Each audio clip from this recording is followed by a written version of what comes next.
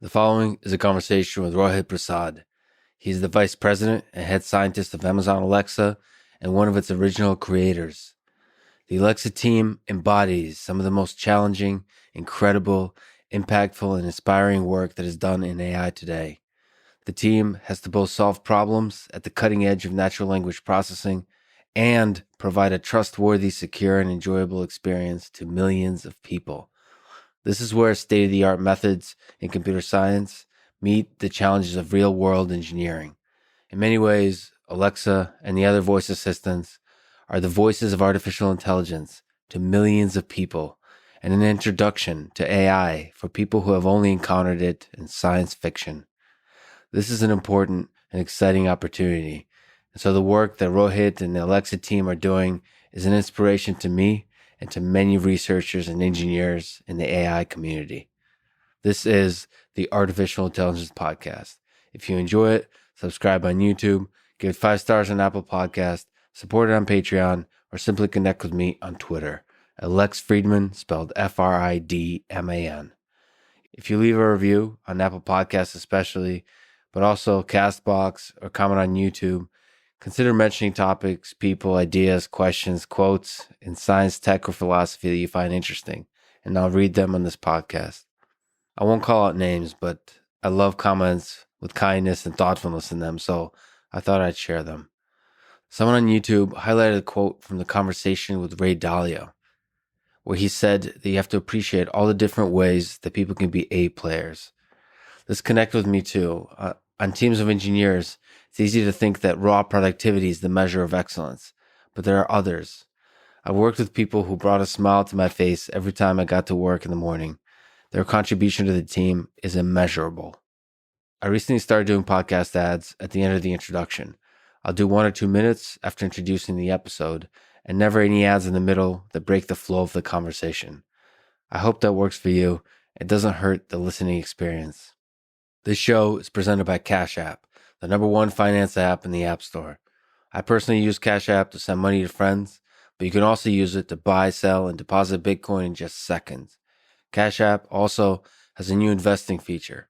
You can buy fractions of a stock, say $1 worth, no matter what the stock price is. Brokerage services are provided by Cash App Investing, a subsidiary of Square and member SIPC. I'm excited to be working with Cash App to support one of my favorite organizations called FIRST, best known for their FIRST robotics and Lego competitions.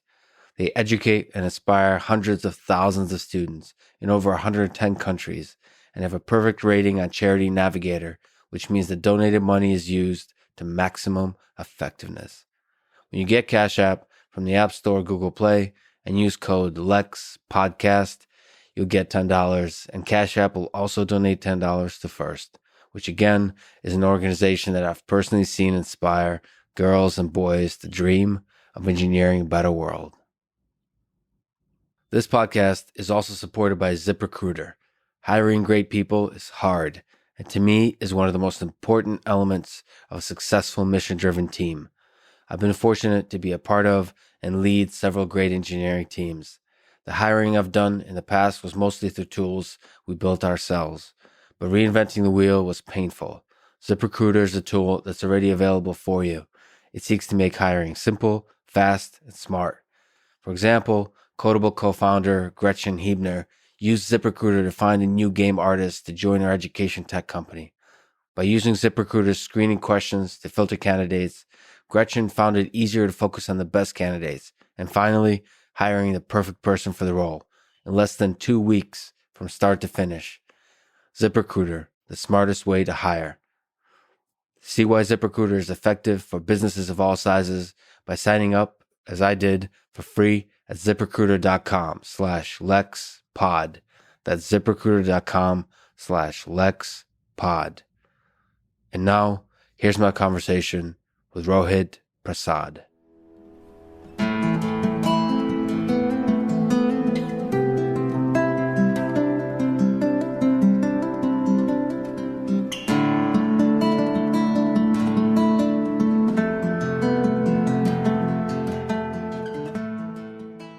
In the movie Her, I'm not sure if you've ever seen it. Yeah. Human falls in love with the voice of an AI system. Let's start at the highest philosophical level before we get to deep learning and some of the fun things. Do you think this, what the movie Her shows, is within our reach? I think not specifically about her, but I think what we are seeing is a massive increase in adoption of AI assistants or AI in all parts of our social fabric. And I think it's what I do believe is that the utility these AIs provide, some of the functionalities that are shown are absolutely within reach. So some of the functionalities in terms of the interactive elements, but in terms of the deep connection that's purely voice based, do you think such a close connection is possible with voice alone? It's been a while since I saw her, but I would say in terms of interactions which are both human-like and in these AI assistants, you have to value what is also superhuman. We as humans can be in only one place. AI assistants can be in multiple places at the same time. One with you on your mobile device, one at your home, one at work.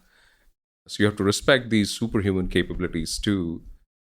Plus, as humans, we have certain attributes we're very good at reasoning.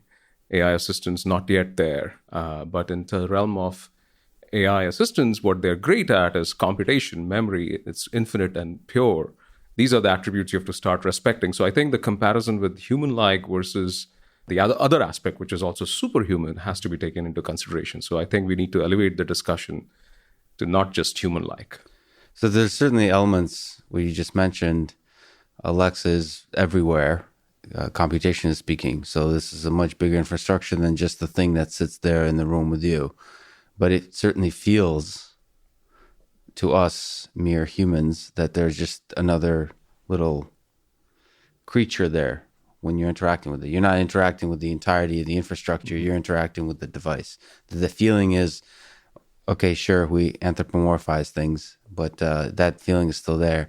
So what do you think we, as humans, the purity of the interaction with a smart assistant, what do you think we look for in that interaction? I think in the certain interactions, I think will be very much where it does feel like a human because it has a persona of its own. And in certain ones, it wouldn't be. So I think a simple example to think of it is if you're walking through the house and you just want to turn on your lights on and off and you're issuing a command, that's not very much like a human-like interaction. And that's where the AI shouldn't come back and have a conversation with you. Just it should simply complete that command.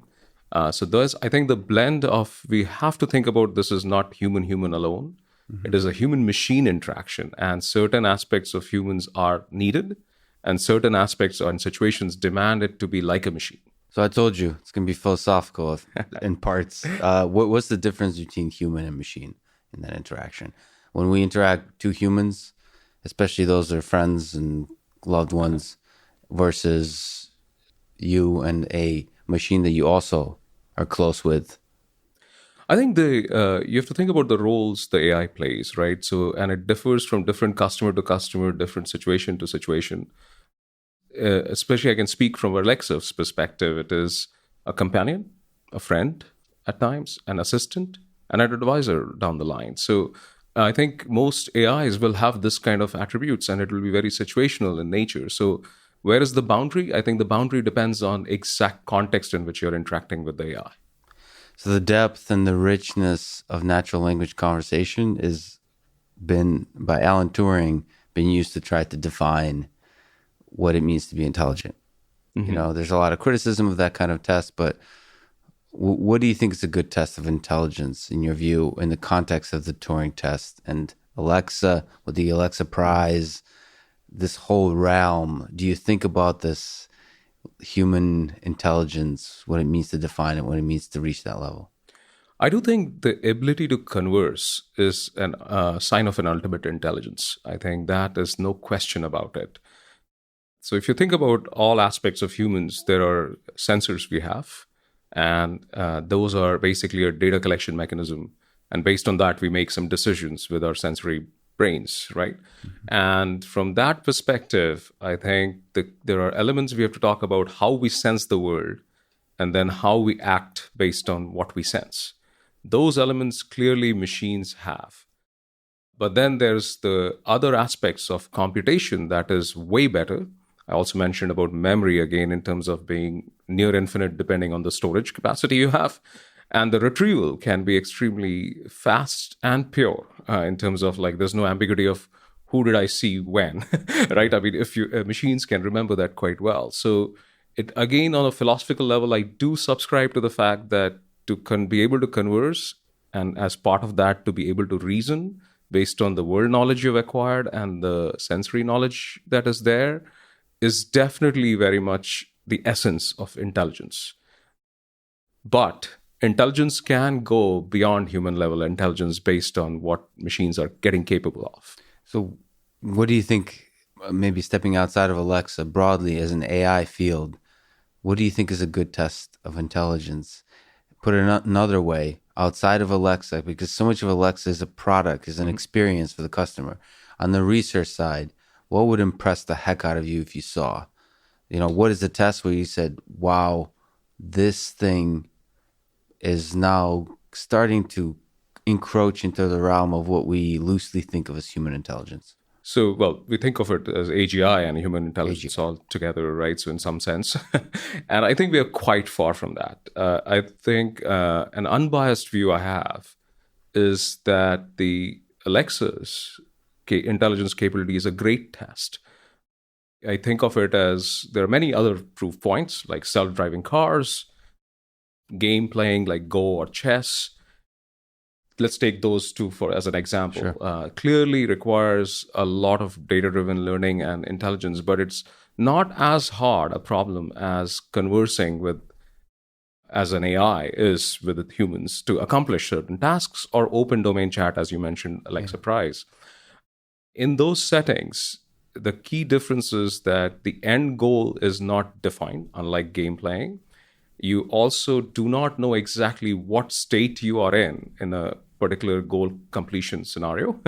In certain sense, sometimes you can if it is a simple goal, but if you're even certain examples like planning a weekend, or you can imagine how many things change along the way. You look for weather, you may change your mind, and you change the destination, or you want to catch a particular event, and then you decide, no, I want this other event I want to go to. So these dimensions of how many different steps are possible when you're conversing as a human with a machine makes it an extremely daunting problem. And I think it is the ultimate test for intelligence. And don't you think that natural language is enough to prove that conversation? Just pure conversation? From a scientific standpoint, natural language is a great test, but I would go beyond. I don't want to limit it to as natural language as simply understanding an intent or parsing for entities and so forth. We are really talking about dialogue. So I would say human-machine dialogue is definitely one of the best tests of intelligence.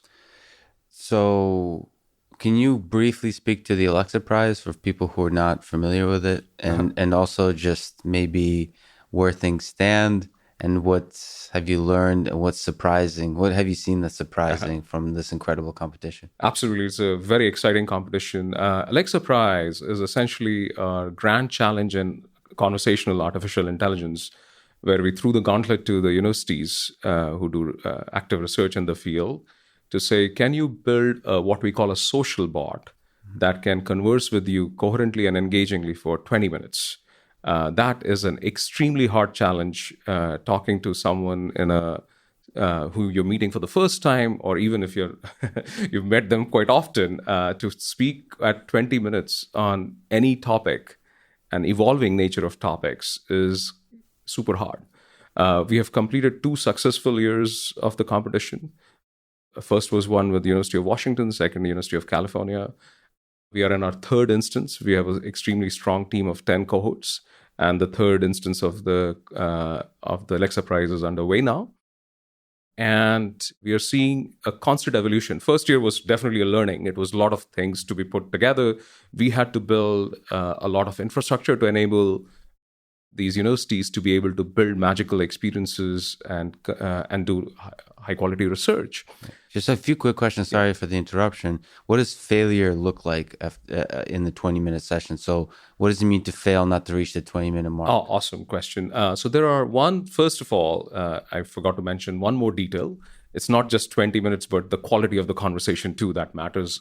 And the beauty of this competition, before I answer that question on what failure means, is first that you actually converse with millions and millions of customers as these social bots. So during the judging phases, there are multiple phases. Before we get to the finals, which is a very controlled judging in a situation where we bring in judges and we have interactors who interact with these social bots. That is a much more controlled setting. But till the point we get to the finals, all the judging is essentially by the customers of Alexa. And there you basically rate on a simple question how good your experience was. So that's where we are not testing for a 20-minute boundary being crossed, because you do want it to be very much like a clear-cut winner be chosen, and it's an absolute bar. So did you really break that 20-minute barrier is why we have to test it in a more controlled setting with actors, essentially interactors, and see how the conversation goes. So this is why it's a subtle difference between how it's being tested in the field with real customers versus in the lab to award the prize. So on the latter one, what it means is that essentially there are 3 judges, and 2 of them have to say this conversation has stalled, essentially. Got it. And the judges are human experts. Judges are human experts. Okay, great. So this is in the 3rd year. So what's been the evolution? How far? So in the DARPA challenge, in the first year, the autonomous vehicles, nobody finished. In the 2nd year, a few more finished in the desert. So how far along in this, I would say, much harder challenge are we? This challenge has come a long way, to the extent that we're definitely not close to the 20-minute barrier being with coherence and engaging conversation. I think we are still 5 to 10 years away in that horizon to complete that. But the progress is immense. Like what you're finding is the accuracy in what kind of responses these social bots generate is getting better and better. What's even amazing to see that now there's humor coming in. The bots are quite awesome. You're talking about ultimate science of intelligence. I think humor is a very high bar in terms of what it takes to create humor. And I don't mean just being goofy. I really mean good sense of humor is also a sign of intelligence in my mind, and something very hard to do. So these social bots are now exploring not only what we think of natural language abilities, but also personality attributes and aspects of when to inject an appropriate joke, when you don't know the domain, how you come back with something more intelligible so that you can continue the conversation. If you and I are talking about AI and we are domain experts, we can speak to it. But if you suddenly switch a topic to that I don't know of, how do I change the conversation? So you're starting to notice these elements as well. And that's coming from partly by the nature of the 20-minute challenge, that people are getting quite clever on how to really converse and essentially mask some of the understanding defects if they exist. So some of this is not Alexa, the product. This is somewhat for fun, for research, for innovation, and so on.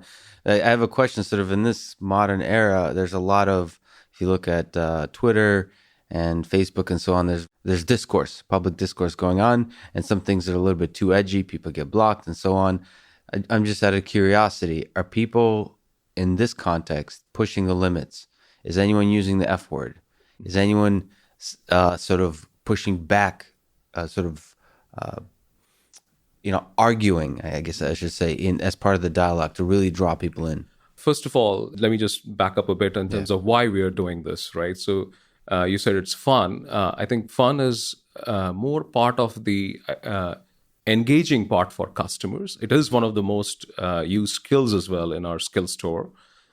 But that apart, the real goal was essentially what was happening is, with a lot of AI research moving to industry, we felt that academia has the risk of not being able to have the same resources at disposal that we have, which is lots of data, massive computing power, and a clear ways to test these AI advances with real customer benefits. So we brought all these three together in the Alexa Prize. That's why it's one of my favorite projects in Amazon. And with that, the secondary effect is, yes, it has become engaging for our customers as well.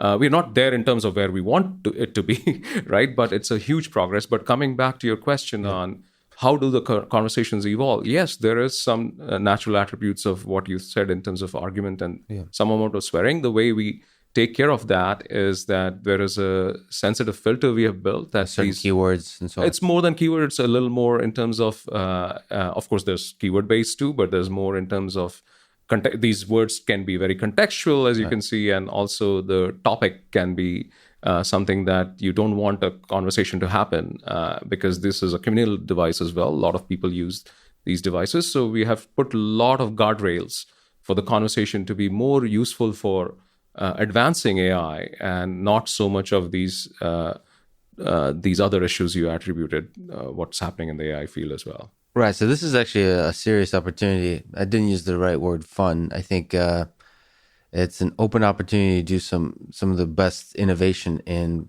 conversational agents in the world. Absolutely.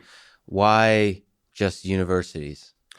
Why just universities? Because as I said, I really felt young minds. Young minds. It's also to if you think about the other aspect of where the whole industry is moving with AI, there's a dearth of talent in given the demands.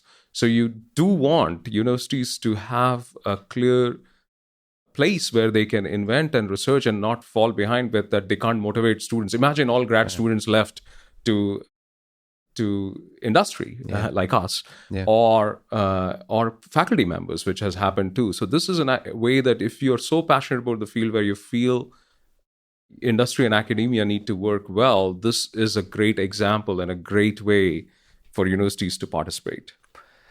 So what do you think it takes to build a system that wins the Alexa Prize? I think you have to start focusing on aspects of reasoning. That it is, there are still more lookups of what intents the customers asking for and responding to those, rather than really reasoning about the elements of the conversation. For instance, if the conversation is about games and it's about a recent sports event, there's so much context involved, and you have to understand the entities that are being mentioned so that the conversation is coherent, rather than you suddenly just switch to knowing some fact about a sports entity and you're just relaying that rather than understanding the true context of the game. Like if you just said, I learned this fun fact about Tom Brady, rather than really say how he played the game the previous night, then the conversation is not really that intelligent. So you have to go to more reasoning elements of understanding the context of the dialogue and giving more appropriate responses, which tells you that we are still quite far, because a lot of times it's more facts being looked up and something that's close enough as an answer, but not really the answer. So that is where the research needs to go more in actual true understanding and reasoning. And that's why I feel it's a great way to do it, because you have an engaged set of users working to help these AI advances happen in this case. Right. So you mentioned customers there quite a bit, and there's a skill. What is the experience for the user that's helping? So just to clarify, this isn't, as far as I understand, the Alexa. So this skill is a standalone for the Alexa Prize. I mean, it's focused on the Alexa Prize. Yes. It's not you ordering certain things on Amazon.com or checking the weather or playing Spotify, right? It's a separate skill. Exactly. And so you're focused on helping. I don't know how do customers think of it? Are they having fun? Are they helping teach the system? What's the experience like? I think it's both, actually. And let me tell you how you invoke this skill. So all you have to say, Alexa, let's chat. Right. And then the first time you say, Alexa, let's chat, it comes back with a clear message that you're interacting with one of those university social bots. And there's a clear, so you know exactly how you interact, right? That's that is why it's very transparent. You are being asked to help, right? And And we have a lot of mechanisms where, as we are in the first phase of feedback phase, then you send a lot of emails to our customers, and then they know that the team needs a lot of interactions to improve the accuracy of the system. So we know we have a lot of customers who really want to help these university bots, and they're conversing with that. And some are just having fun with just saying, Alexa, let's chat. And also some adversarial behavior to see whether how much do you understand as a social bot. So I think we have a good, healthy mix of all three situations. So if we talk about solving the Alexa challenge, the Alexa prize, what's the data set of really engaging, pleasant conversations look like? Because if we think of this as a supervised learning problem, I don't know if it has to be, but if it does, maybe you can comment on that. Do you think there needs to be a data set of what it means to be an engaging, successful, fulfilling conversation? I think that's part of the research question here. This was, I think, we at least got the first part right, which is have a way for universities to build and test in a real world setting. Right. Now you're asking in terms of the next phase of questions, which we're also asking, by the way, what does success look like from a optimization function? That's what you're asking. Yes, in terms of we as researchers are used to having a great corpus of annotated data and then making our sort of tune our algorithms on those, right? And fortunately and unfortunately, in this world of Alexa Prize, that is not the way we are going after it. So you have to focus more on learning based on live feedback. That is another element that's unique, where just now I started with giving you how you ingress and experience this capability as a customer. What happens when you're done? So they ask you a simple question on a scale of 1 to 5. How likely are you to interact with this social bot again? That is a good feedback, and customers can also leave more open-ended feedback. And I think partly that, to me, is one part of the question you're asking, which I'm saying is a mental model shift, that as researchers also, you have to change your mindset that this is not a DARPA evaluation or a NSF-funded study and you have a nice corpus. This is where it's real world. You have real data. The scale is amazing, and that's a beautiful thing. So, and then the customer, the user can quit the conversation at any time. Exactly, the user can. That is also a signal for how good you were at that point. So, and then on a scale 1 to 5, 1 to 3, do they say how likely are you, or is it just a binary? 1 to 5. 1 to 5. Yeah. Wow. Okay, that's such a beautifully constructed challenge. Okay, you said the only way to make a smart assistant really smart is to give it eyes and let it explore the world. I'm not sure, it might have been taken out of context, but can you comment on that? Can you elaborate on that idea? Because I personally also find that idea super exciting from a social robotics, personal robotics perspective.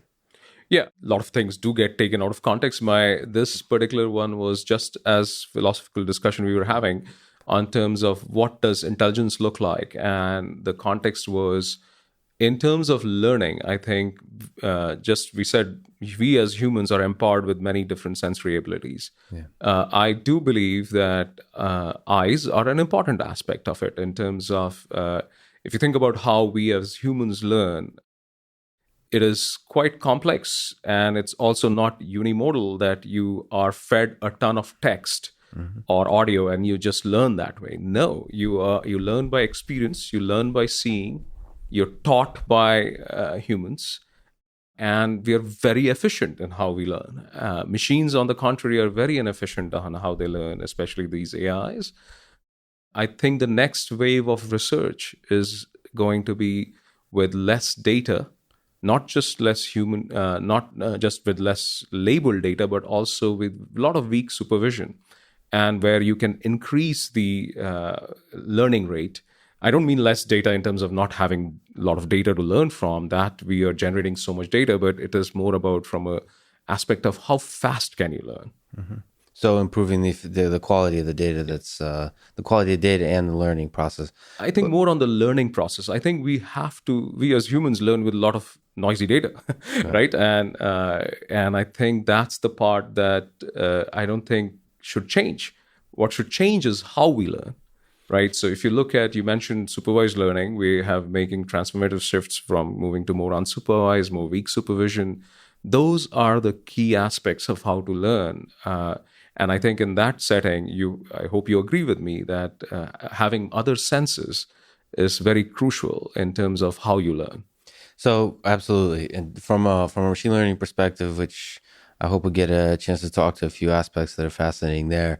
But to stick on the point of sort of a body, embodiment. So Alexa has a body. It has a very minimalistic, beautiful interface where there's a ring and so on. I mean, I'm not sure of all the flavors of the devices that Alexa lives on, but there's a minimalistic, basic interface.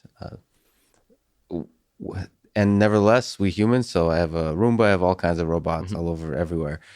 So what do you think the Alexa of the future looks like if it begins to shift what his body looks like? What maybe beyond Alexa, what do you think are the different devices in the home as they start to embody their intelligence more and more? What do you think that looks like? Philosophically, a future, what do you think that looks like? I think let's look at what's happening today. You mentioned, I think, our devices as an Amazon devices, but I also wanted to point out Alexa is already integrated on a lot of third-party devices, which also come in lots of forms and shapes.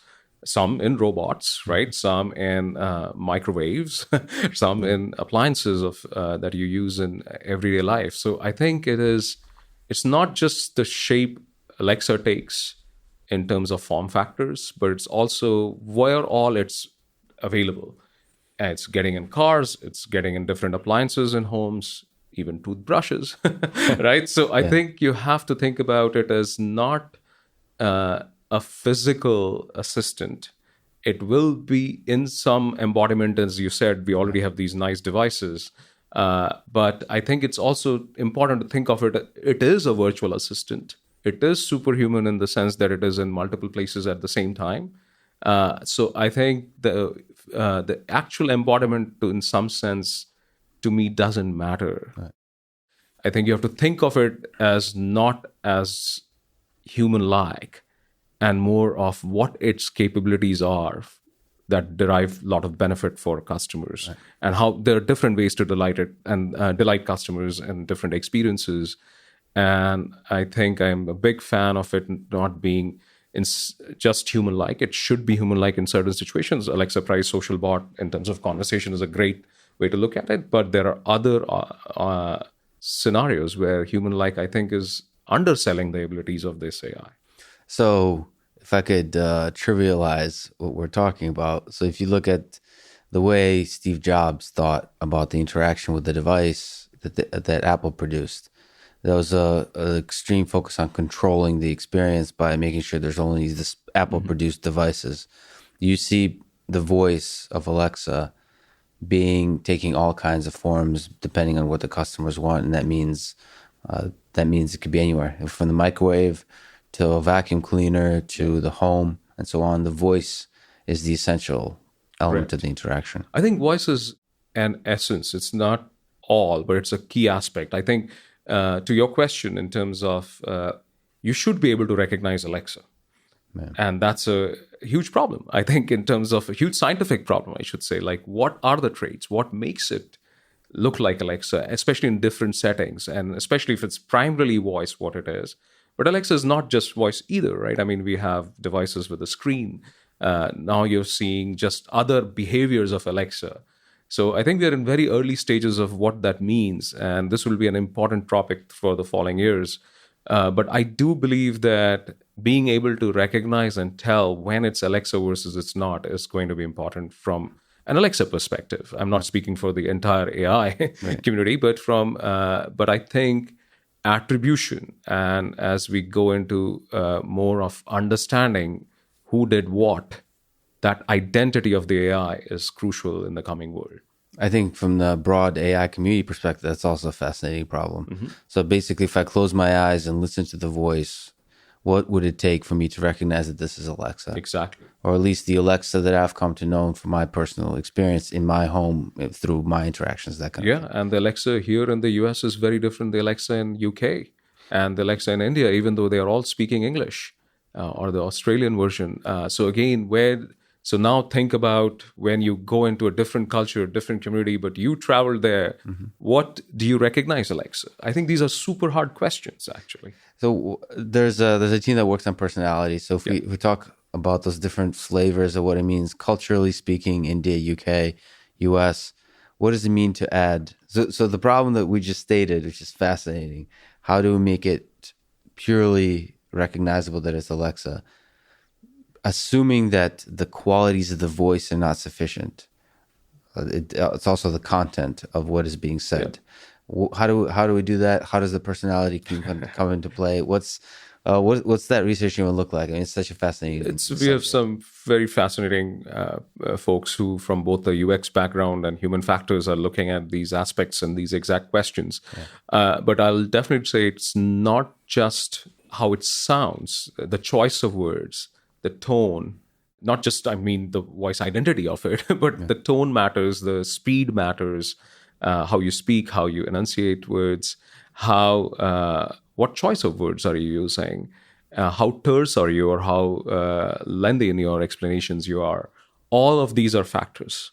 And you mentioned something crucial, that you may have personalized it, Alexa, to some extent in your homes or in the devices you are interacting with. So you as your individual, how you prefer Alexa sounds can be different than how I prefer. And and the amount of customizability you want to give is also a key debate we always have. But I do want to point out, it's more than the voice actor that recorded and it sounds like that actor. It is more about the choices of words, the attributes of tonality, the volume in terms of how you raise your pitch and so forth. All of that matters. This is such a fascinating problem from a product perspective.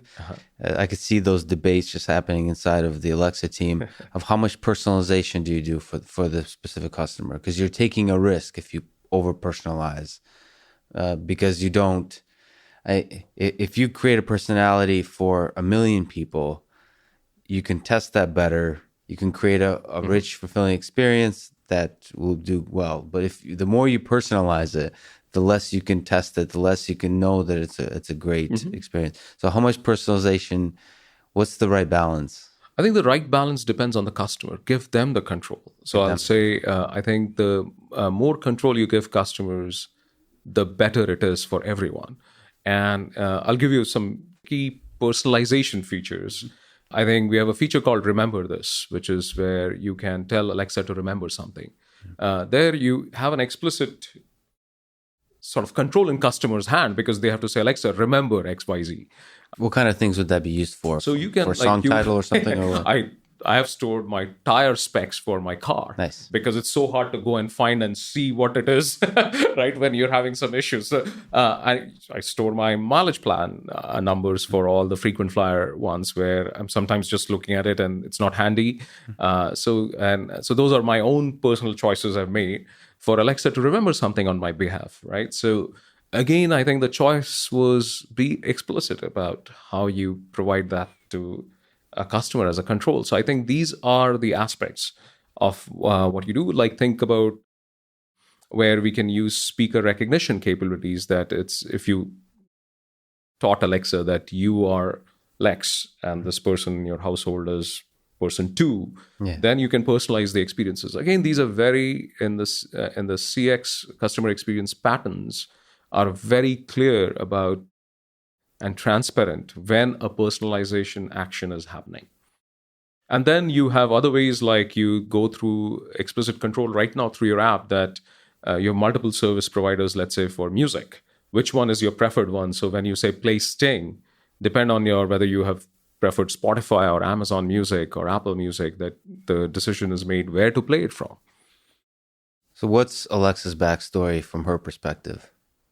Is there I remember just asking, as probably a lot of us are, just the basic questions about love and so on of Alexa, just to see what the answer would be. Just as it feels like there's a little bit of a it feels like there's a little bit of personality, but not too much.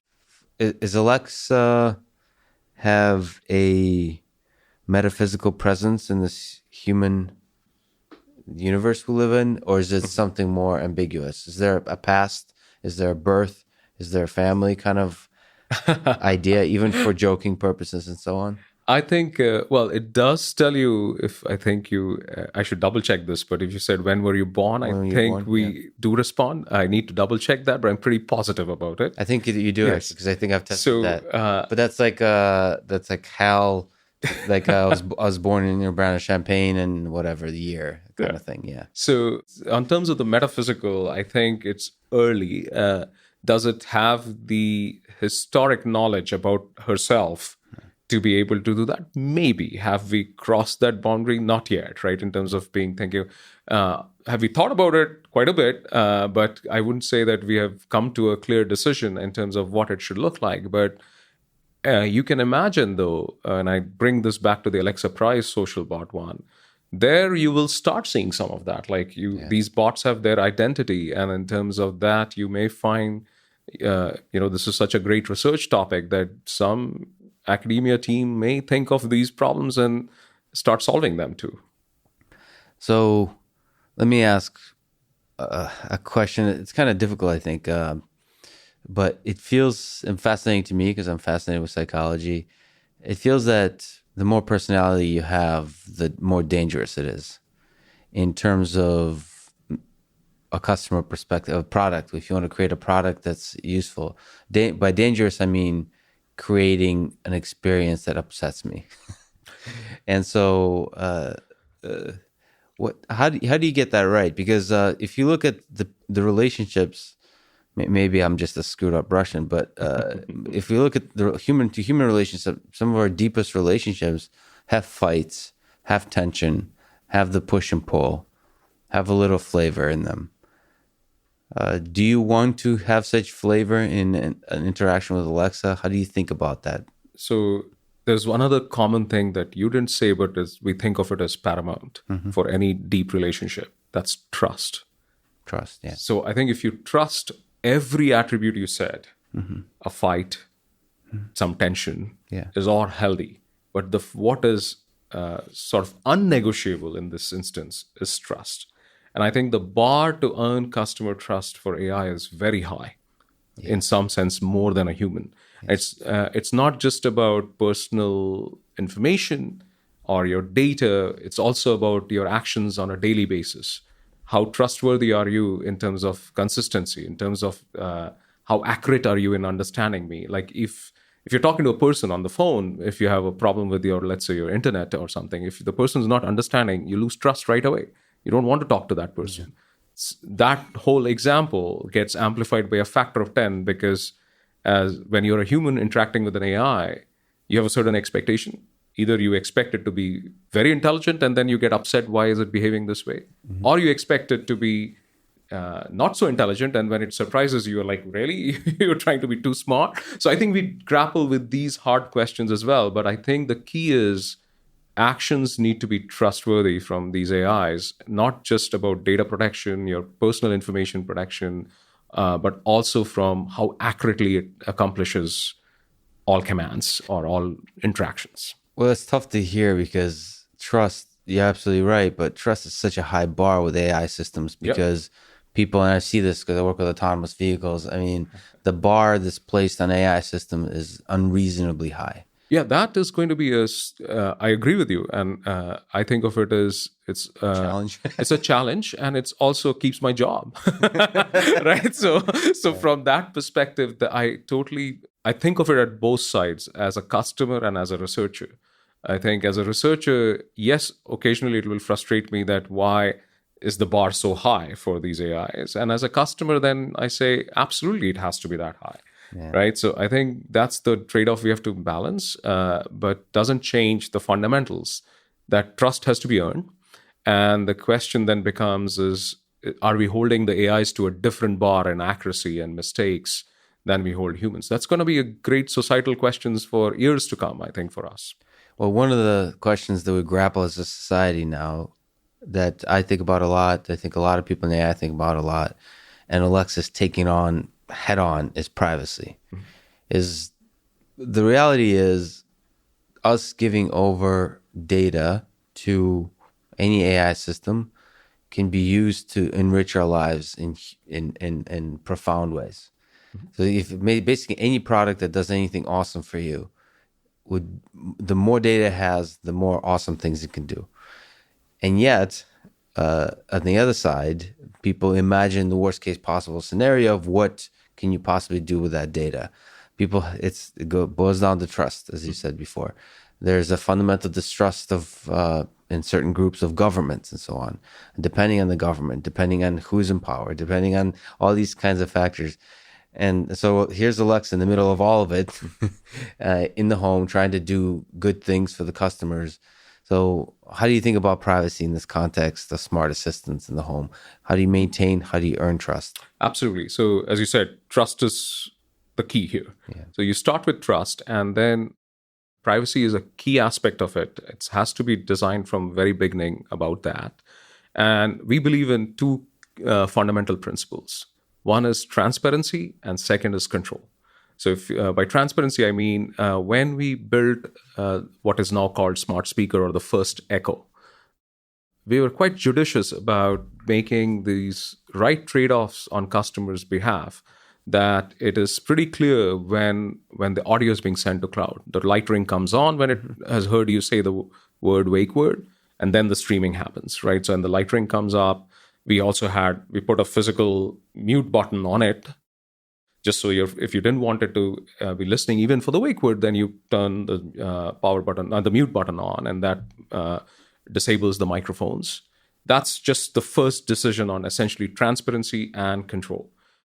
Then, even when we launched, we gave the control in the hands of the customers that you can go and look at any of your individual utterances that is recorded and delete them anytime. And we have kept true to that promise, right? So, and that is super, again, a great instance of showing how you have the control.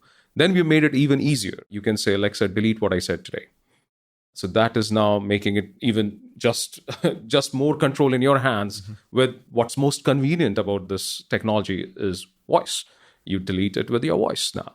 Yeah. So these are the types of decisions we continually make. We just recently launched this feature called what we think of it as, if you wanted humans not to review your data, because you mentioned supervised learning, right? Yeah. So in supervised learning, humans have to give some annotation. And that also is now a feature where you can essentially, if you've selected that flag, your data will not be reviewed by a human. So these are the types of controls that we have to constantly offer with customers. So why do you think it bothers people so much that... So everything you just said is really powerful. So the control, the ability to delete, because we have studies here running at MIT that collects huge amounts of data, and people consent and so on. The ability to delete that data is really empowering, and almost nobody ever asks to delete it, but the ability to have that control is really powerful. But still, there's these popular anecdotal evidence that people say they like to tell that them and a friend were talking about something, I don't know, sweaters for cats. And all of a sudden they'll have advertisements for cat sweaters on Amazon. That's a popular anecdote, as if something is always listening. Can you explain that anecdote, that experience that people have? What's the psychology of that? Mm-hmm. What's that experience? And you've answered it, but let me just ask, is Alexa listening? No, Alexa listens only for the wake word on the device, right? And the wake word is the words like Alexa, Amazon, Echo, and but you only choose one at a time. Yeah. So you choose one and it listens only for that on our devices. So that's first. From a listening perspective, we have to be very clear that it's just the wake word. So you said, why is there this anxiety, if you may? Yeah, exactly. It's because there's a lot of confusion what it really listens to, right? And I think it's partly on us to keep educating our customers and the general media more in terms of like what really happens, and we've done a lot of it.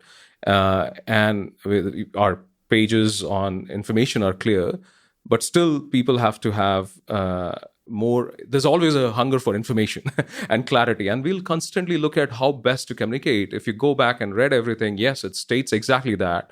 And then people could still question it. And I think that's absolutely okay to question. What we have to make sure is that we are, because our fundamental philosophy is customer first, customer obsession is our leadership principle. If you put, as researchers, I put myself in the shoes of the customer, and all decisions in Amazon are made with that in mind. So, and trust has to be earned, and we have to keep earning the trust of our customers in this setting. And to your other point on like, is there something showing up based on your conversations? No. I think the answer is like a lot of times when those experiences happen, you have to also know that, okay, it may be a winter season. People are looking for sweaters, right? Yeah. And it shows up on your Amazon.com because it is popular. So there are many of these. You mentioned that personality or personalization. Turns out we are not that unique either. Yeah. Right? So those things we as humans start thinking, oh, must be because something was heard and that's why this other thing showed up. The answer is no. Probably it is just the season for sweaters. I'm not going to ask you this question because it's just because people have so much paranoia. But let me just say from my perspective, I hope there's a day when the customer can ask Alexa to listen all the time. To improve the experience, because I personally don't see the negative, because if you have the control and if you have the trust, there's no reason why you shouldn't be listening all the time to the conversations to learn more about you. Because ultimately, as long as you have control and trust, every data you provide to the device that the device wants is going to be useful. And to me, as a machine learning person, I think it worries me how sensitive people are about their data relative to how empowering it could be for the devices around them, how enriching it could be for their own life to improve the product. So it's something I think about sort of a lot, how to make that. Devices, obviously Alexa thinks about it a lot as well. I don't know if you want to comment on that. Sort of, okay, have you seen, let me ask it in the form of a question. Okay. Yeah. Have you seen an evolution in the way people think about their private data in the previous several years? So as we as a society get more and more comfortable to the benefits we get by sharing more data. First, let me answer that part, and then I'll want to go back to the other aspect you were mentioning. So as a society, on a general, we are getting more comfortable as a society. Doesn't mean that everyone is. And I think we have to respect that. I don't think one size fits all is always going to be the answer for all, right? By definition. So I think that is something to keep in mind in these. Going back to on what more magical experiences can be launched in these kind of AI settings. I think, again, if you give the control, it's possible, certain parts of it.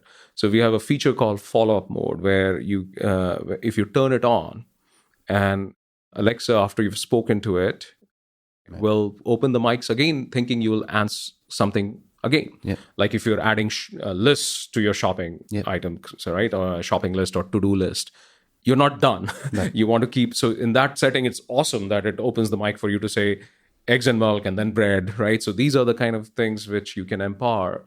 So, and then another feature we have, which is called Alexa Guard. I said it only listens for the wake word, all right? Mm-hmm. But if you have let's say you're going to say, Alexa, you leave your home and you want Alexa to listen for a couple of sound events, like smoke alarm going off or someone breaking your glass, right? So it's like just to keep your peace of mind. So you can say Alexa on guard or I'm away, and then it can be listening for these sound events. And when you're home, you come out of that mode, right? Mm-hmm. So this is another one where you again gave controls in the hands of the user or the customer, and to enable some experience that is high utility and maybe even more delightful in the certain settings like follow-up mode and so forth. Again, this general principle is the same. control in the hands of the customer.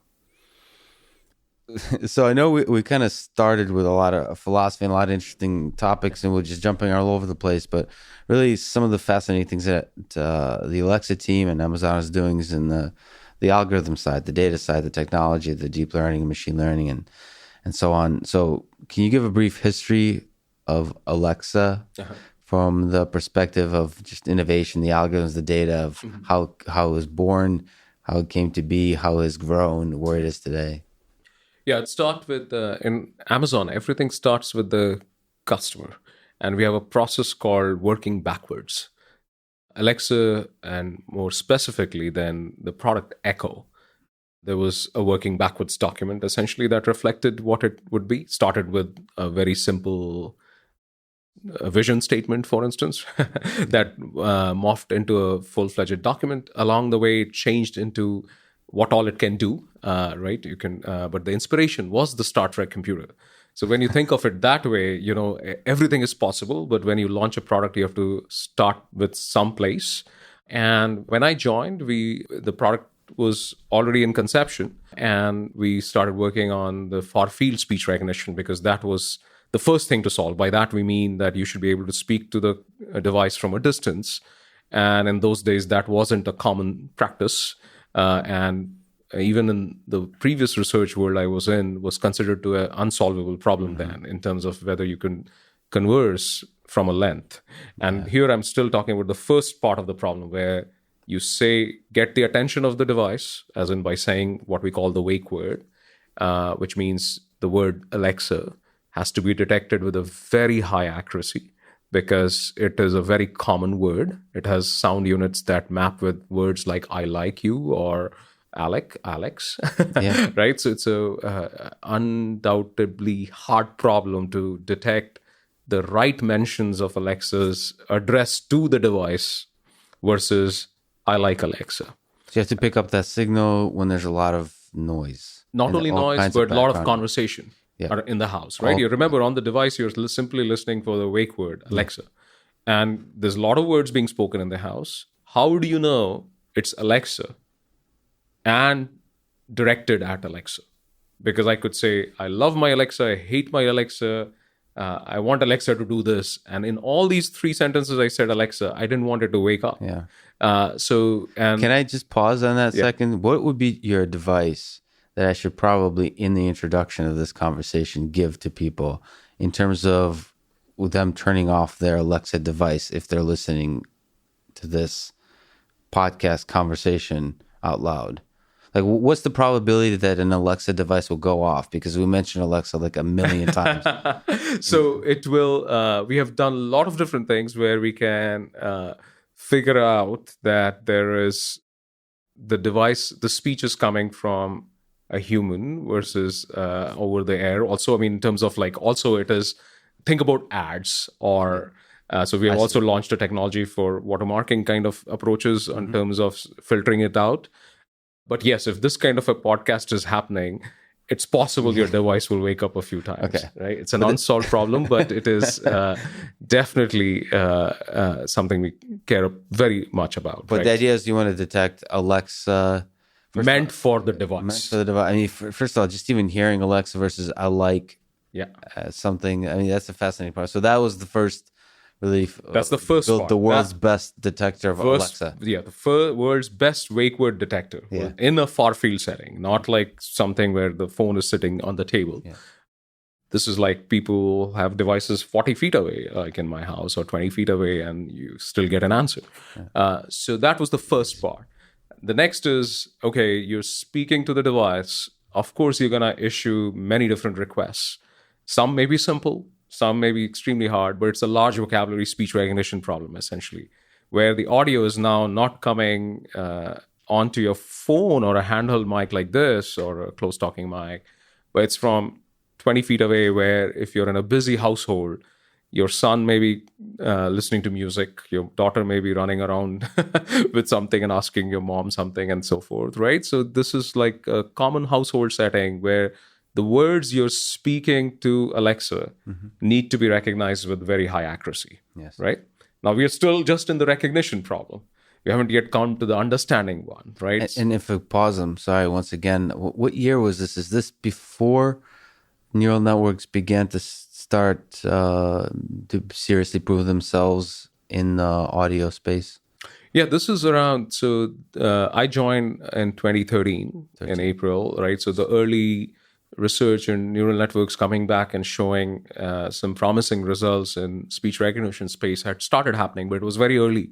But we just to now build on that. On the very first thing we did when I joined and we with the team, and remember it was a very much of a startup environment, which is great about Amazon, and we doubled down on deep learning right away, and we knew we'll have to improve accuracy fast.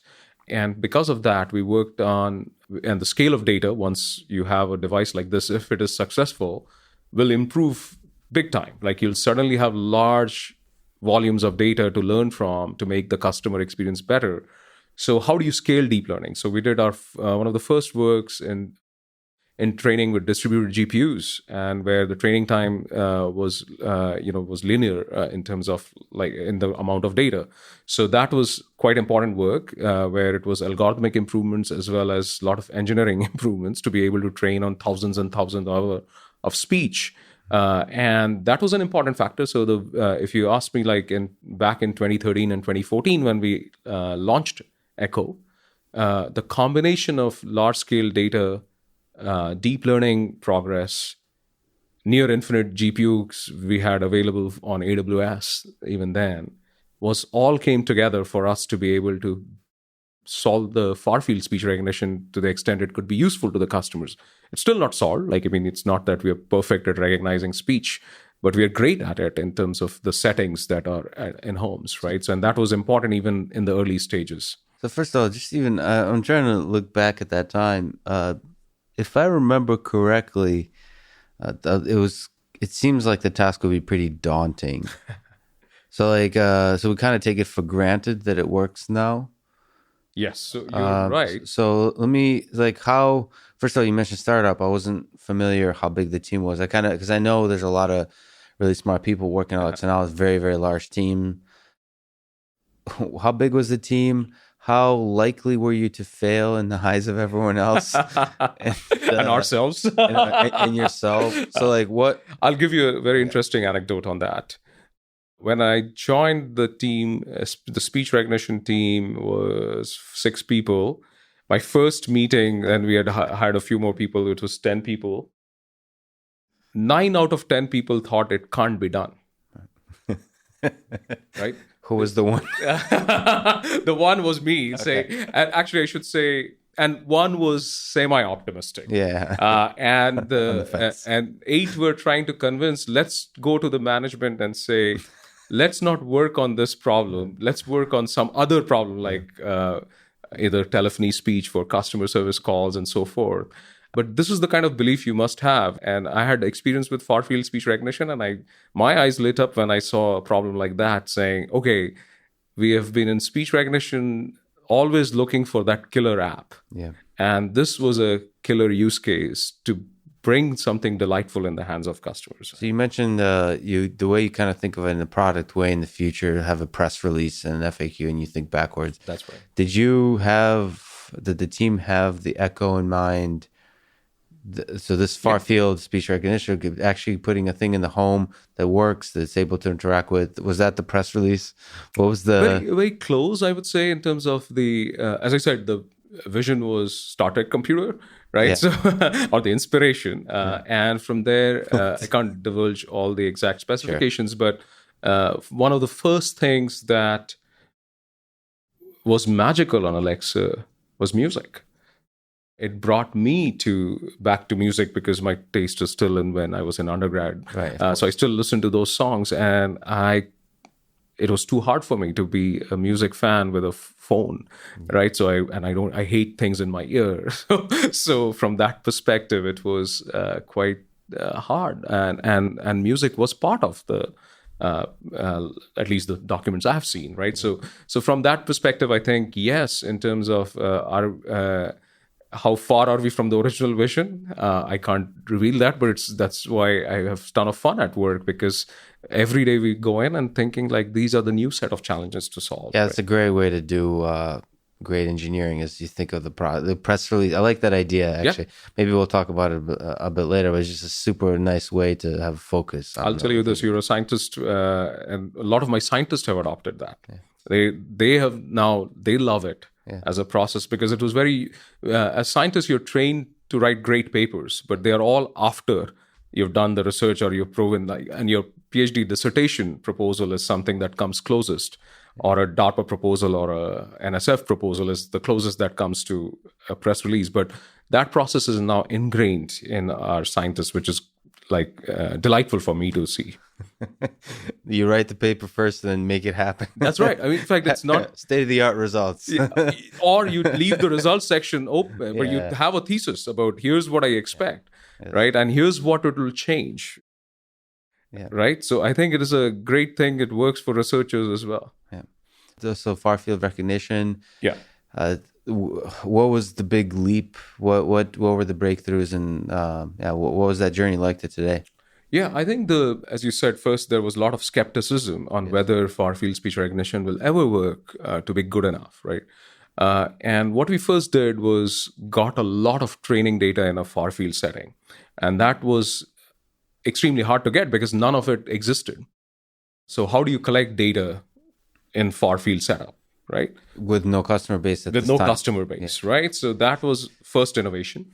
And once we had that, the next thing was, okay, if you have the data, first of all, we didn't talk about like what would magical mean in this kind of a setting? What is good enough for customers, right? That's always, since you've never done this before, what would be magical? So it wasn't just a research problem. You had to put some, in terms of accuracy and customer experience features, some stakes on the ground saying, here's where I think it should get to. So you established a bar, and then how do you measure progress towards it, given you have no customers right now? Okay. So from that perspective, we went, so first was the data without customers. Second was doubling down on deep learning as a way to learn. And I can just tell you that the combination of the two cut our error rates by a factor of 5 from where we were when I started to within 6 months of having that data. At that point, I got the conviction that this will work, right? So because that was magical in terms of when it started working, and that reached the magical, came close to the magical bar, to the bar, right? That we felt would be where people will use it, which was critical, because you really have one chance at this. If we had launched in November 2014 is when we launched, if it was below the bar, I don't think this category exists if you don't meet the bar. Yeah, and just having looked at voice-based interactions, like in the car, or earlier systems, it's a source of huge frustration for people. In fact, we use voice-based interaction for collecting data on subjects to measure frustration. Yeah. So as a training set for computer vision, for face data, so we can get a data set of frustrated people. That's right. That's the best way to get frustrated people, is having them interact with a voice-based system in the car. So that bar, I imagine, was pretty high. Was very high, and we talked about how also errors are perceived from AIs versus errors by humans. But we are not done with the problems that ended up we had to solve to get it to launch. So do you want the next one? Yeah, what's the next one? So the next one was what I think of as multi-domain natural language understanding.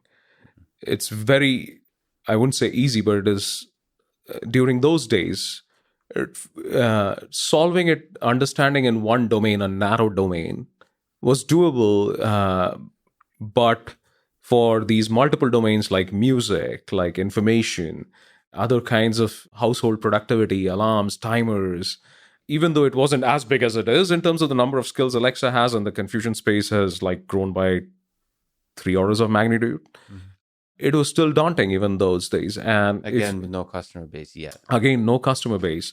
So now you're looking at meaning understanding and intent understanding and taking actions on behalf of customers based on their requests.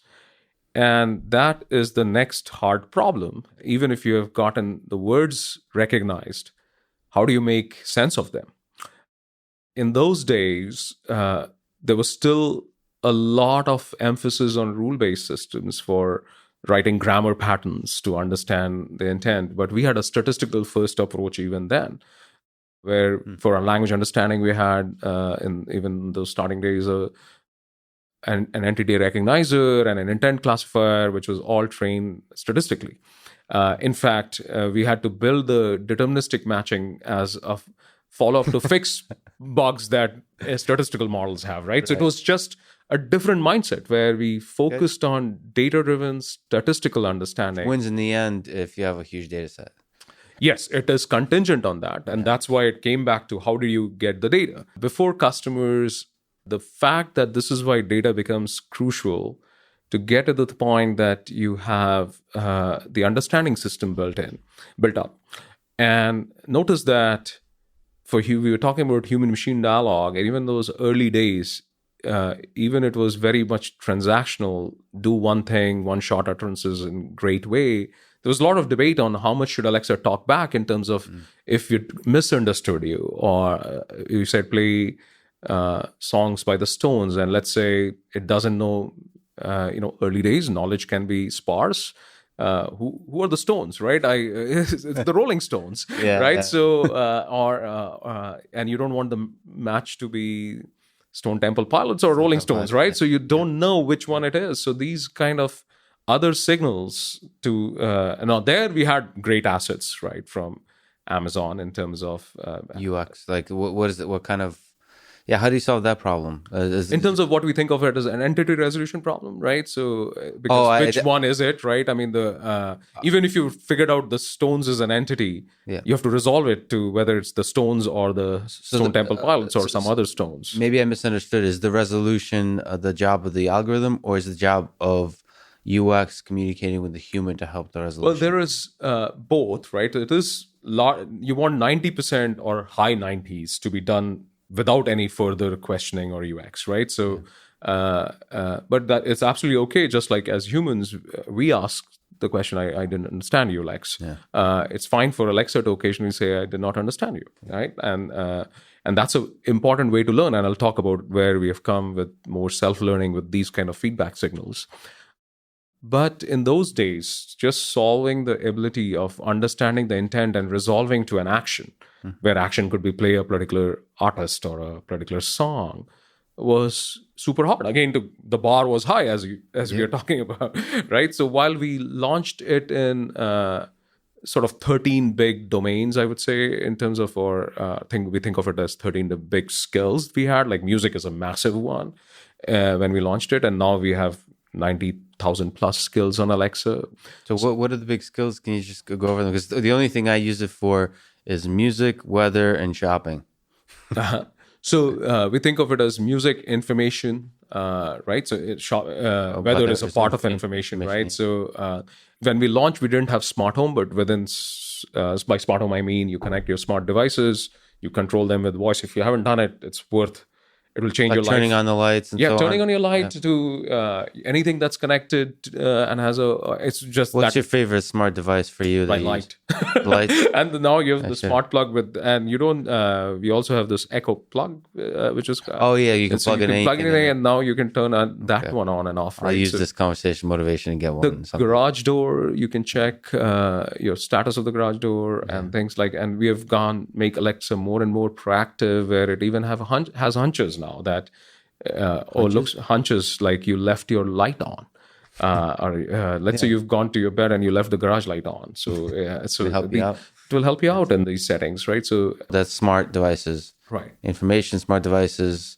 You said music. Yeah. So I don't remember everything we had, but alarms, timers were the big ones. Like that was, the timers were very popular right away. Music also, like you could play song, artist, album, everything. And so that was like a clear win in terms of the customer experience. So that's, again, this is language understanding. Now things have evolved, right? So where we want Alexa definitely to be more accurate, competent, trustworthy based on how well it does these core things. But we have evolved in many different dimensions. First is what I think of it being more conversational for high utility, not just for chat, right? And there, at REMARS this year, which is our AI conference, we launched what is called Alexa Conversations.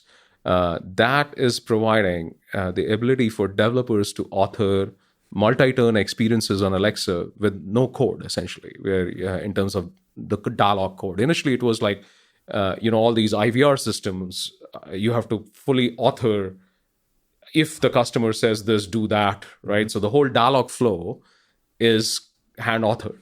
And with Alexa Conversations, the way it is that you just provide a sample interaction data with your service or your API, let's say your Atom tickets that provides a service for buying movie tickets.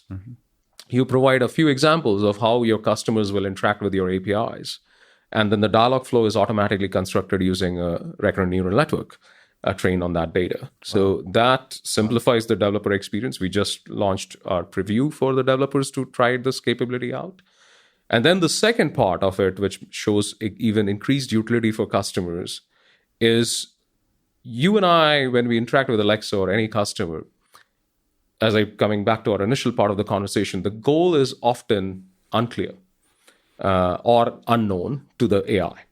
If I say, Alexa, what movies are playing nearby? Am I trying to just buy movie tickets? Am I actually do you think I'm looking for just movies for curiosity, whether the Avengers is still in theater or when is it? Maybe it's gone and maybe it will come on missed it. So I may watch it on Prime, right, which happened to me. So from that perspective now, you're looking into what is my goal? And let's say I now complete the movie ticket purchase. Maybe I would like to get dinner nearby. So what is really the goal here? Is it night out or is it movies? As in just go watch a movie? Yep. The answer is we don't know. So can Alexa now have the intelligence that I think this meta goal is really night out, or at least say to the customer when you've completed the purchase of movie tickets from Atom Tickets or Fandango or pick your anyone, then the next thing is, do you want to get an Uber to the theater, right? Or do you want to book a restaurant next to it? And then not ask the same information over and over again. What time?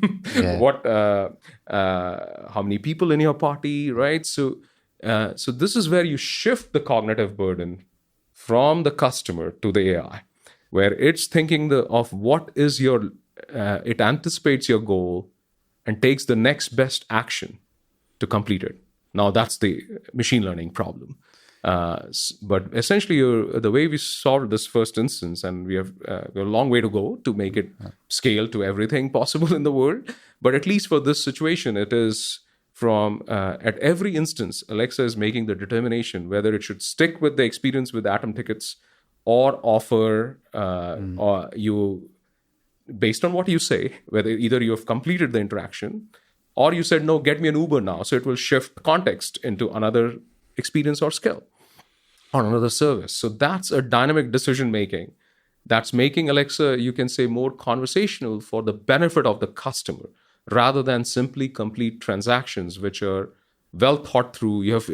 You as a customer has fully specified what you want to be accomplished. Yeah. It's accomplishing that. So it's kind of as would do this with pedestrians, right? Intent modeling is predicting what your possible goals are and what's the most likely goal, and then switching that depending on the things you say. So my question is it seems maybe it's a dumb question, but it would help a lot if Alexa remembered what I said previously.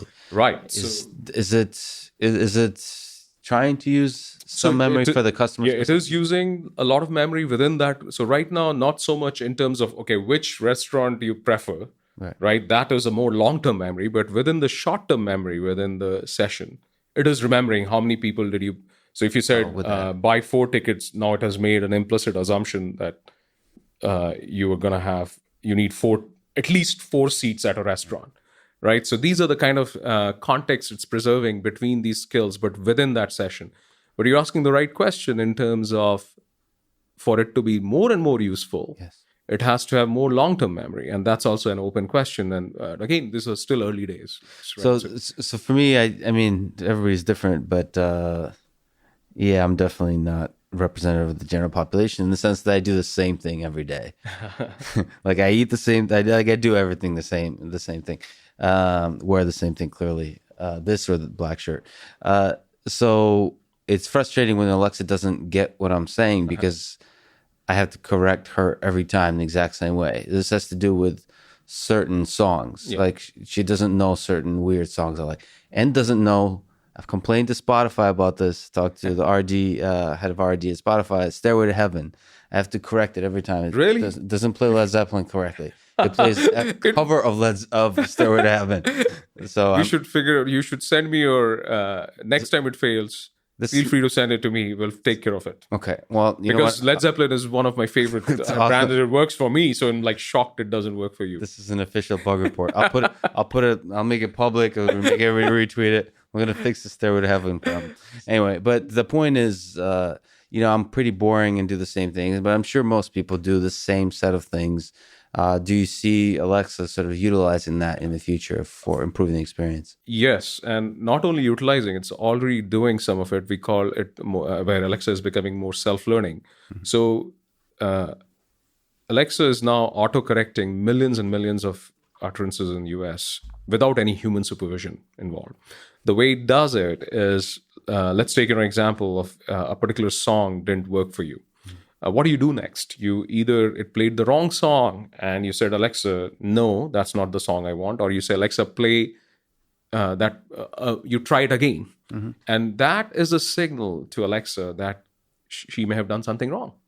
And from that perspective, we can learn if there's that failure pattern or that action of song A was played when song B was requested. Yes. And it's very common with station names because play NPR, you can have N be confused as an M. And then for a certain accent like mine, people confuse my N and M all the time. And because I have a Indian accent, they're confusable to humans. It is for Alexa too. And in that part, but it starts autocorrecting. Yes. And we correct a lot of these automatically without a human looking at the failures. Yeah, so one of the things that's for me missing in Alexa, I don't know if I'm a representative customer, but every time I correct it, it would be nice to know that made a difference. Yes. You know what I mean? Like sort of like, I heard you like sort of some acknowledgement of that. We work a lot with Tesla. We study autopilot and so on. And a large amount of the customers that use Tesla autopilot, they feel like they're always teaching the system. They're almost excited by the possibility that they're teaching. I don't know if Alexa customers generally think of it as they're teaching to improve the system. I think, and that's a really powerful thing. Again, I would say it's a spectrum. Right. Some customers do think that way, and some would be annoyed by Alexa acknowledging that. Or so there's no one. While there are certain patterns, not everyone is the same in this way. But we believe that customers helping Alexa is a tenet for us in terms of improving it, and more self-learning is this is like fully unsupervised, right? There is no human in the loop and no labeling happening, and based on your actions as a customer, Alexa becomes smarter.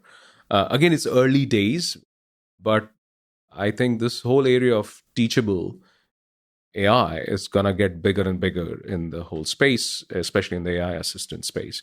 So that's the second part where I mentioned more conversational. This is more self-learning. Mm-hmm. The third is more natural. And the way I think of more natural is we talked about how Alexa sounds. And and we have done a lot of advances in our text-to-speech by using neural network technology for it to sound very human-like. From the individual texture of the sound to the timing, the tonality, the tone, everything. The whole thing. I would think in terms of there's a lot of controls in each of the places for the speed of the voice, the prosthetic patterns, the actual smoothness of how it sounds. All of those are factored, and we do a ton of listening tests to make sure it was that. But naturalness, how it sounds should be very natural. How it understands requests is also very important. Like, and in terms of like, we have 95,000 skills, and if we have, imagine that, and many of these skills, you have to remember the skill name and say, Alexa, ask the Tide skill to tell me X, right? Or now, if you have to remember the skill name, that means the discovery and the interaction is unnatural, and we are trying to solve that by what we think of as, again, this was, you don't have to have the app metaphor here. These are not individual apps, right? Even though they're, so you're not sort of opening one at a time and interacting. So it should be seamless because it's voice. And when it's voice, you have to be able to understand these requests independent of the specificity, like a skill name. And to do that, what we have done is, again, built a deep learning based capability where we shortlist a bunch of skills when you say, Alexa, get me a car. And then we figure it out, okay, it's meant for an Uber skill versus a Lyft, or based on your preferences. And then you can rank the responses from the skill and then choose the best response for the customer. So that's on the more natural. Other examples of more natural is like, we were talking about lists, for instance, and you don't want to say, Alexa, add milk, Alexa, add eggs, Alexa, add cookies. No, Alexa, add cookies, milk, and eggs, and that in one shot, right? So that works. That helps with the naturalness. We talked about memory. Like if you said, you can say, Alexa, remember, I have to go to mom's house. Or you may have entered a calendar event through your calendar that's linked to Alexa. You don't want to remember whether it's in my calendar or did I tell you to remember something or some other reminder, right? So you have to now, independent of how customers create these events, it should just say, Alexa, when do I have to go to mom's house? And it tells you when you have to go to mom's house. No, that's a fascinating problem. Who is that problem on? So there's people who create skills. Who's tasked with integrating all of that knowledge together so the skills become seamless? Is it the creators of the skills, or is it is it an infrastructure that Alexa provides problem? It's both. I think the large problem in terms of making sure your skill quality is high, that has to be done by our tools, because it's so these skills, just to put the context, they are built through Alexa Skills Kit, which is a self-serve way of building an experience on Alexa. This is like any developer in the world could go to Alexa Skills Kit and build an experience on Alexa. Like if you're a Domino's, you can build a Domino's skills, for instance, that does pizza ordering. When you have authored that, you do want to now, if people say, Alexa, open Domino's, or Alexa, ask Domino's to get a particular type of pizza, that will work, but the discovery is hard. You can't just say, Alexa, get me a pizza, and then Alexa figures out what to do. That latter part is definitely our responsibility in terms of when the request is not fully specific. How do you figure out what's the best skill or a service that can fulfill the customer's request? And it can keep evolving. Imagine going to the situation I said, which was the night out planning, that the goal could be more than that individual request that came. A pizza ordering could mean a night in, where you're having an event with your kids in your house, and so this is welcome to the world of conversational AI. This is super exciting because it's not the academic problem of NLP, of natural language processing, understanding, dialogue. This is like real world. The stakes are high in the sense that customers get frustrated quickly, people get frustrated quickly, so you have to get it right. You have to get that interaction right. So it's I love it. But so from that perspective, what are the challenges today? What are the problems that really need to be solved in the next few years? I think first and foremost, as I mentioned, that get the basics right are still true. Basically, even the one-shot request, which we think of as transactional requests, needs to work magically. No question about that. If it doesn't turn your light on and off, you'll be super frustrated. Even if I can complete the night out for you and not do that, that is unacceptable as a customer, right? So that you have to get the foundational understanding going very well. The second aspect, when I said more conversational, is, as you imagine, is more about reasoning. It is really about figuring out what the latent goal is of the customer based on what I have the information now and the history. What's the next best thing to do? So that's a complete reasoning and decision making problem, just like your self-driving car, but the goal is still more finite. Here it evolves. Your environment is super hard and self-driving, and the cost of a mistake is huge. Here, but there are certain similarities. But if you think about how many decisions Alexa is making or evaluating at any given time, it's a huge hypothesis space. And we're only talked about so far about what I think of reactive decision in terms of you asked for something and Alexa is reacting to it. If you bring the proactive part, which is Alexa having hunches, so any given instance, then it's really a decision at any given point based on the information. Alexa has to determine what's the best thing it needs to do. So these are the ultimate AI problem about decisions based on the information you have. Do you think, just from my perspective, I work a lot with sensing of the human face.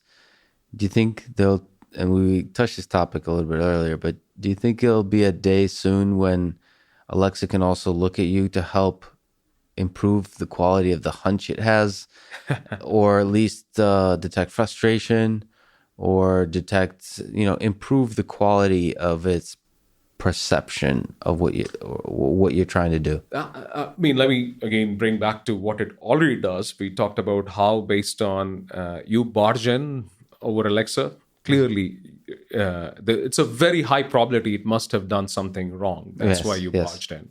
The next extension of whether frustration is a signal or not, of course, is a natural thought in terms of how that should be a signal to. You can get that from voice. You can get from voice, but it's very hard. Like, I mean, frustration as a signal historically, if you think about emotions of different kinds, there's a whole field of affective computing, something that MIT has also done a lot of research in, is super hard. And you're now talking about a far field device, as in you're talking to a distance, noisy environment. And in that environment, it needs to have a good sense for your emotions. This is a very, very hard problem. Very hard problem. But you haven't shied away from hard problems. So so deep learning has been at the core of a lot of this technology. Are you optimistic about the current deep learning approaches to solving the hardest aspects of what we're talking about? Or do you think there will come a time where new ideas need to, if we look at reasoning, so OpenAI, DeepMind, a lot of folks are now starting to work in reasoning, trying to see how we can make neural networks reason. Do you see that new approaches need to be invented to take the next big leap?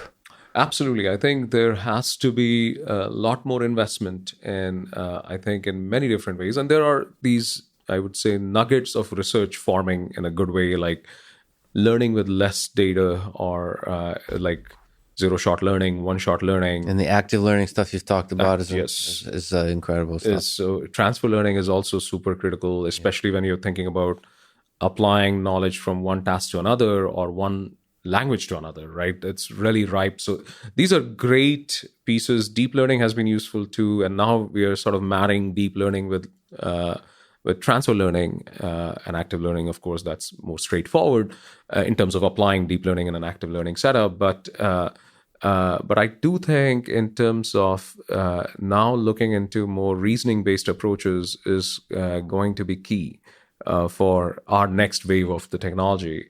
But there is a good news. The good news is that I think for keeping on to delight customers, that a lot of it can be done by prediction tasks. Yes. So we haven't exhausted that. So we don't need to give up on the deep learning approaches for that. So that's just I wanted to sort of creating a rich, fulfilling, amazing experience that makes Amazon a lot of money and everybody a lot of money because it does awesome things. Deep learning is enough. The point. I don't think so. No. I wouldn't say deep learning is enough. I think for the purposes of Alexa accomplish the task for customers, I'm saying there are still a lot of things we can do with prediction-based approaches that do not reason. Right? I'm not saying that, and we haven't exhausted those.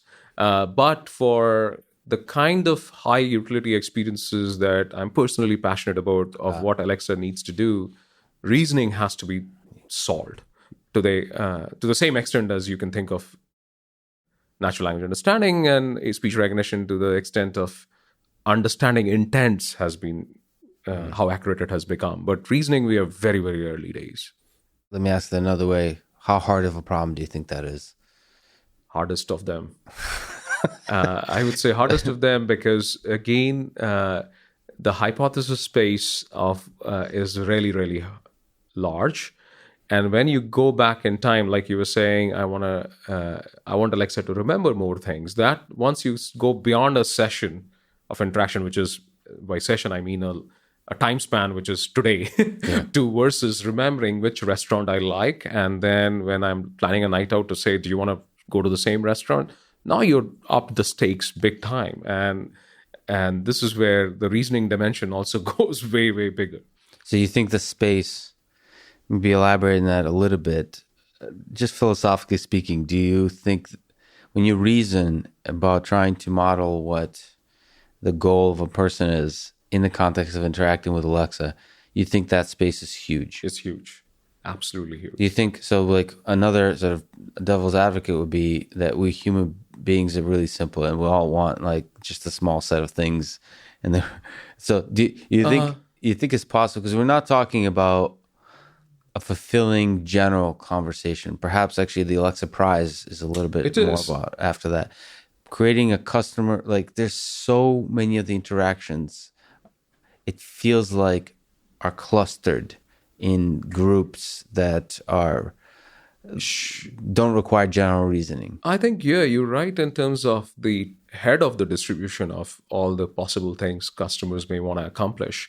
But the tail is long and it's diverse, right? So from There's many long tails. So from that perspective, I think you have to solve that problem. Otherwise, and everyone's very different. Like, I mean, we see this already in terms of the skills, right? I mean, if you're an avid surfer, which I am not, right? But somebody is asking Alexa about surfing conditions, right? And there's a skill that is there for them to get to, right?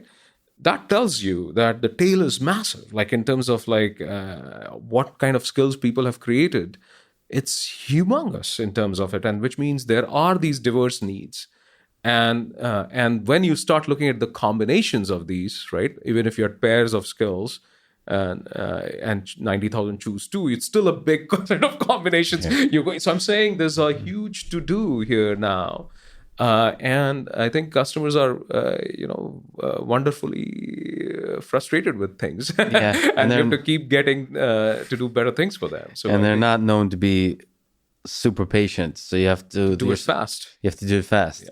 So you've mentioned the idea of a press release, the research and development, Amazon, Alexa and Amazon in general.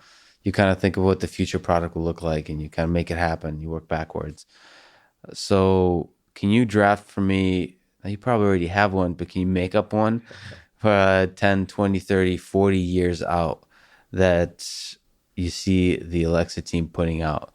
Just in broad strokes, something that you dream about.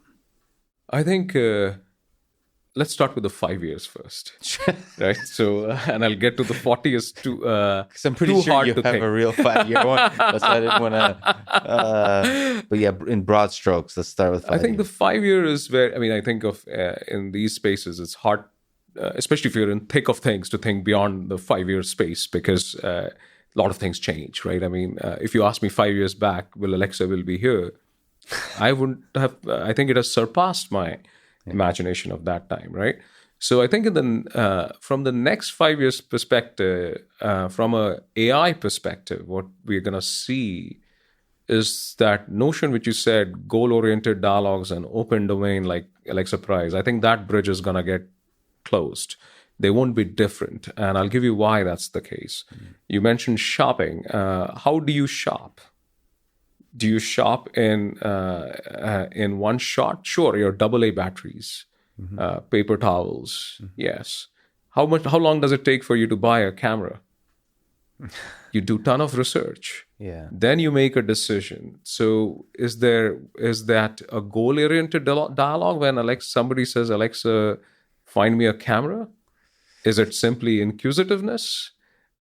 Right. So even in something that you think of it as shopping, which you said you yourself use a lot of, if you go beyond where it's reorders or items where you sort of are not brand conscious and so forth. Yeah. So that was just in shopping. Yeah, I've never, just to comment quickly, I've never bought anything through Alexa that I haven't bought before on Amazon on the desktop after I clicked in read a bunch of reviews, that kind of stuff. Right. So it's repurchase. So now you think in even for something that you felt like is a finite goal, I think the space is huge because even products, the attributes are many. And you want to look at reviews, some on Amazon, some outside, some you want to look at what CNET is saying or another consumer forum is saying about even a product, for instance, right? So that's just shopping where you could argue the ultimate goal is sort of known. And we haven't talked about, Alexa, what's the weather in Cape Cod this weekend? Right? So why am I asking that weather question, right? So I think of it as, how do you complete goals with minimum steps for our customers, right? And when you think of it that way, the distinction between goal-oriented and conversations for open domain's sake goes away. I may want to know what happened in the presidential debate, right? And is it I'm seeking just information, or I'm looking at who's winning the debates, right? So these are all quite hard problems. So even the 5-year horizon problem, I'm like, I sure hope we'll solve these. Right? And you're optimistic because that's a hard problem. Which part? the reasoning enough to be able to help explore complex goals that are beyond something simplistic. That feels like it could be, well, 5 years is a nice bar for it, nice right? Bar. I think you will. It's a nice ambition, and do we have press releases for that? Absolutely. Can I tell you what specifically the roadmap will be? No. Yeah. Right? And will we solve all of it in the 5-year space? No. We'll work on this forever, actually. This is the hardest of the AI problems, and I don't see that being solved even in a 40-year horizon, because even if you limit to the human intelligence, we know we are quite far from that. Yeah. In fact, every aspect of our sensing to neural processing, to how brain stores information and how it processes it, we don't yet know how to represent knowledge, right? So we are still in those early stages. So I wanted to start, that's why, at the 5-year, because the 5-year success would look like that in solving these complex goals. And the 40-year would be where it's just natural to talk to these in terms of more of these complex goals. Right now, we've already come to the point where these transactions you mentioned of asking for weather or reordering something or listening to your favorite tune, it's natural for you to ask Alexa. It's now unnatural to pick up your phone, right? And that, I think, is the first 5-year transformation. The next 5-year transformation would be, okay, I can plan my weekend with Alexa, or I can plan my next meal with Alexa, or my next night out with seamless effort. So just to pause and look back at the big picture of it all. So you're part of a large team that's creating a system that's in the home, that's not human, that gets to interact with human beings. So we human beings, we these descendants of apes, have created an artificial intelligence system that's able to have conversations. I mean, that to me, the two most transformative robots of this century, I think, will be autonomous vehicles, but they're a little bit transformative in a more boring way. It's like a tool. I think conversational agents in the home is like an experience. How does that make you feel that you're at the center of creating that? Do you sit back in awe sometimes? What is your feeling about the whole mess of it? Can you even believe that we're able to create something like this? I think it's a privilege. I'm so fortunate, like where I ended up, right? And it's been a long journey. Like I've been in this space for a long time in Cambridge, right? And it's so heartwarming to see the kind of adoption conversational agents are having now. 5 years back, it was almost like, should I move out of this because we are unable to find this killer application that customers would love, that would not simply be a good to have thing in research labs. And it's so fulfilling to see it make a difference to millions and billions of people worldwide.